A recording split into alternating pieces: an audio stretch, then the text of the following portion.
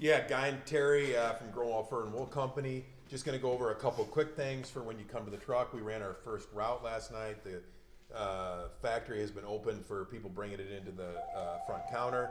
And just a couple things.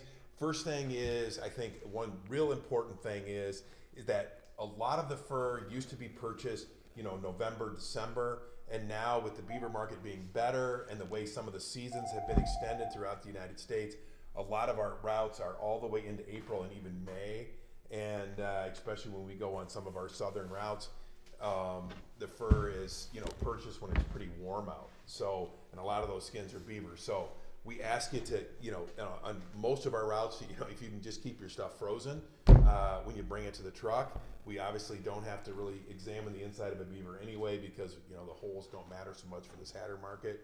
So when you're bringing a beaver to the truck, like I said, during the later months, certainly bring it frozen. But for us, we would take it frozen all year long, November, December, all the routes.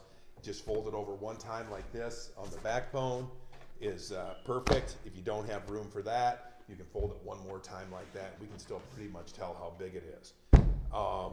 And really always err on the side of having something too frozen rather than too thawed out, because there's nothing we can do if it's too thawed out. And the second thing I was going to cover was muskrats, and we put in our letter or our website that we on fur handling that we need these frozen when you come to the truck, and we put that for years, probably 20 years, and we're serious about that. So a lot of times I will ask or I'll see a trapper and they'll be all thawed out, and I'll say, we wanted those frozen, and he'll say, well, they were frozen, and no, we want them frozen when you bring them to the truck.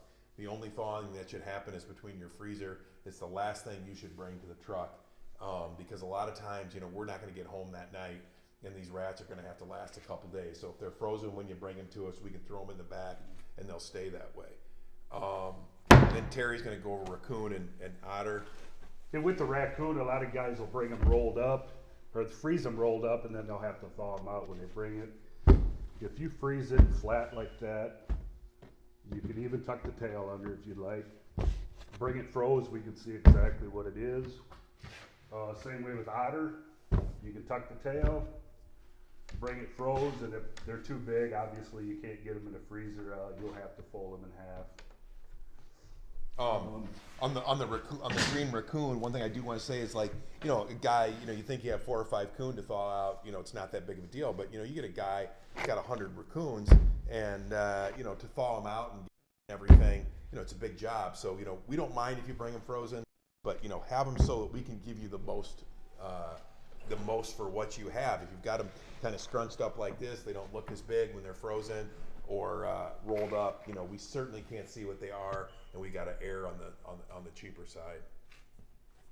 Okay, and on you guys that scrape and dry your coon, that is a properly scraped and stretched coon.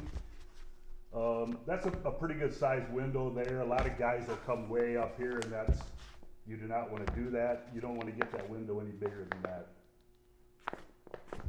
Otherwise, that's a nicely scraped and a nice width for a stretch. On the muskrats, make sure you leave those saddles on. Don't remove those saddles, no matter what section you are. You don't want to scrape the muskrats too far, and the wild mink as well. Make sure you leave the saddle on. And if you have any other questions on fur handling, please ask us. Don't just show up at the truck and say, well, I was kind of wondering. We answer our emails, we answer our Facebook. We want you to get the most for your fur. Just a quick update on the market while we're doing this. Things are kind of selling in China right now. The ranch mink market is getting a little stronger, and so go out there and get it. I think the market is the trend is definitely favorable, and we could have a little bit of a rise in prices. You can't experience that if you don't do something. So have a safe season. Thanks from Guy and Terry. Thank you.